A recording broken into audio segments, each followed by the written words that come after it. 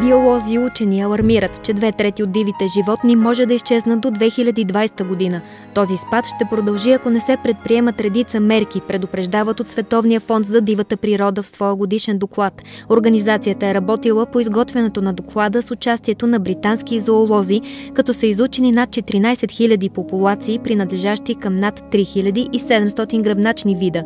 Популациите на бозайниците, рибите, птиците, земноводните и влечугите по света са се стопили с 58% за 42 години, от 1972 година до 2012 година. Според експерти, темповете на изчезване на видове са 100 пъти по-високи от естественото им равнище.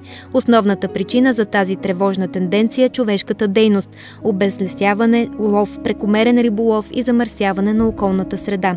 Според доклада най-драстичен е темпът на загуба на сладководните видове – цели 81% за периода между 1970 година и 2012 година. За същия период сухоземните и морските видове са намалели с 38 и 36%. Броят на едрите хищници в Европа също бележи драматичен спад през последните 2 века. Данните на проучването показват, че планетата навлиза в напълно непозната фаза от историята си. Изследователите дори допускат, че заради промените е възможно 6-то масово измиране на живи същества. Биолозите предупреждават, че с изчезването на видовете ще изчезне чистият въздух, водата и храната, които екосистемите ни предоставят.